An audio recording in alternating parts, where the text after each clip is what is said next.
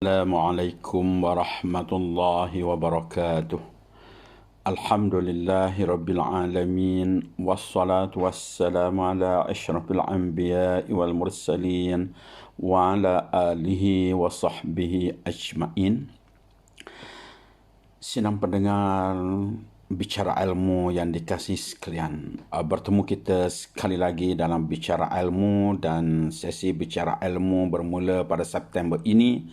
Kita adakan 4 kali dalam seminggu. Mudah-mudahan ia akan memberikan manfaat kepada kita bersama ke arah pembugaran semangat, ke arah penjernihan fikiran, ke arah mendapatkan ilmu dan pengalaman sebagai suluh kehidupan kita bersama.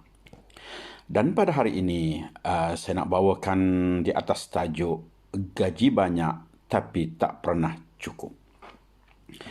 Seorang lelaki datang menemui Imam Syafi'i mengadukan tentang kesempitan hidup yang dia alami. Dia memberitahu bahawa dia bekerja sebagai orang upahan dengan gaji 5 dirham, tetapi ianya sentiasa tidak pernah cukup.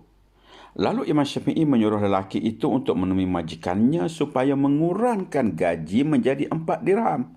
Lelaki itu terkedu dengan saranan yang diberikan oleh Imam Syafi'i. Namun beliau tetap pergi melaksanakan perintah Imam Syafi'i tersebut sekalipun dia tidak faham apa maksud dari surahan itu.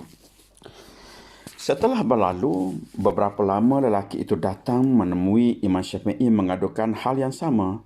Dia masih merasa tidak cukup dengan gajinya. Lalu Imam Syafi'i sekali lagi memerintahkan untuk kembali menemui majikannya dan meminta untuk mengurangkan lagi gaji menjadi 3 dirham. Lelaki itu berfikir kalau 4 pun tak cukup, apatah lagi dengan 3. Namun kerana Imam Syafi'i itu adalah orang yang arif dan alim, lelaki itu yakin dengan ketokohan dan keilmuan Imam Syafi'i. Lelaki itu hanya menurut perintah dan pergi menemui majikannya untuk minta dikurangkan gaji kepada 3 dirham saja. Setelah berlalu sekian hari, lelaki itu kembali menemui Imam Syafi'i dan berterima kasih atas nasihatnya. Dia menceritakan bahawa wang 3 dirham itu dapat mencukupkan semua keperluan hidupnya. Bahkan hidupnya menjadi lebih lapang dan mudah. Lalu lelaki itu berkata, "Wahai Imam yang mulia, mengapa perkara ini terjadi? Mengapa bila gajiku banyak tapi aku tetap rasa tak cukup? Tapi bila gajiku sedikit aku merasa cukup pula?"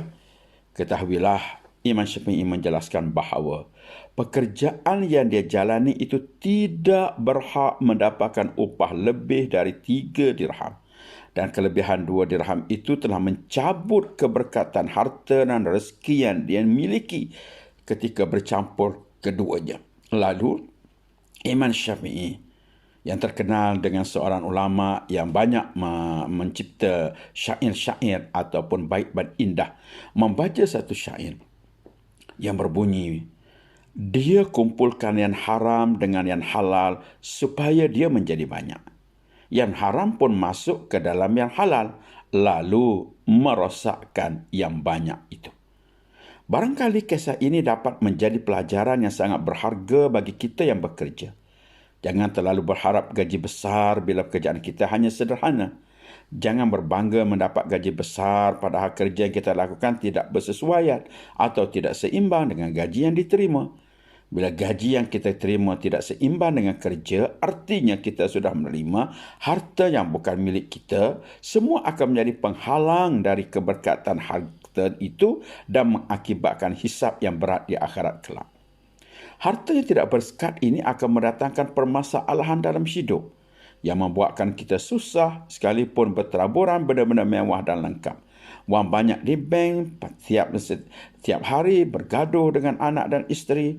Anak-anak tidak mendatangkan kebahagiaan dengan teman dan jenazah kerja yang tidak sehaluan, berada di dalam keadaan stres, berada dalam keadaan yang jauh daripada perkara-perkara kebaikan, berada dalam keadaan hati yang tak pernah puas, berada di dalam keadaan unfinished business kehidupan. Semuanya ini ialah antara nikmat kehidupan yang ditarik akibat tiada keberkatan daripada rezeki yang diperolehi.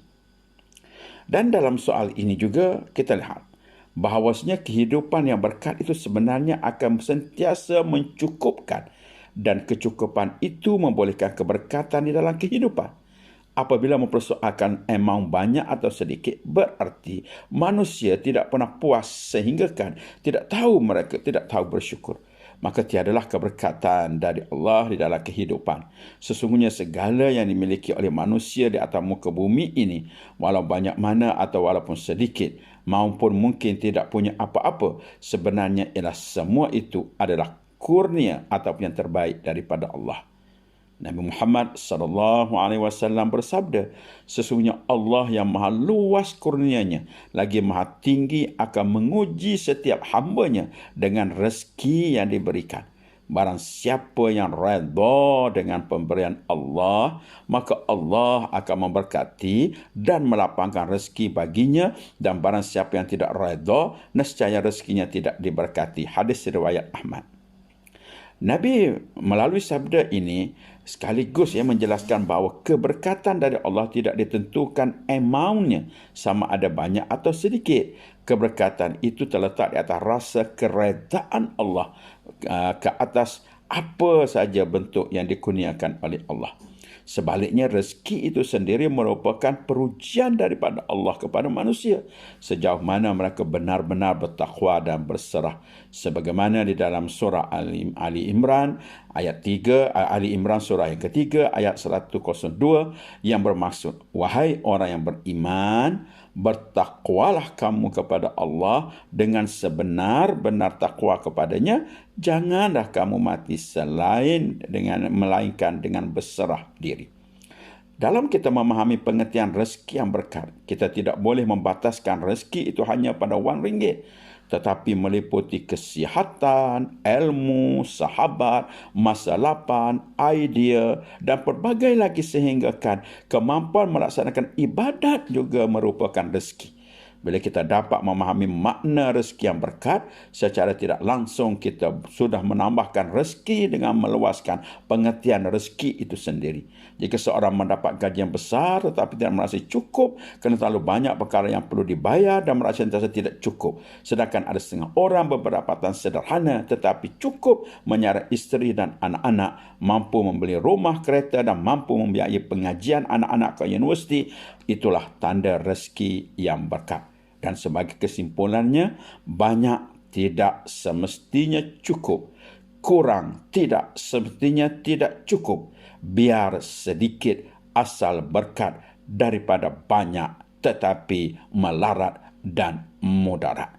Mudah-mudahan sedikit pengajaran kepada kita bersama. Selamat melaksanakan tugas. Selamat bertugas dengan penuh keberkatan, mencari keberkatan dengan melaksanakan tugas dengan penuh tanggungjawab, amanah dan integriti. Dan bagi kita penjawat awan, ingat, gaji yang kita terima setiap bulan, di hujungnya mesti ada nilai sen.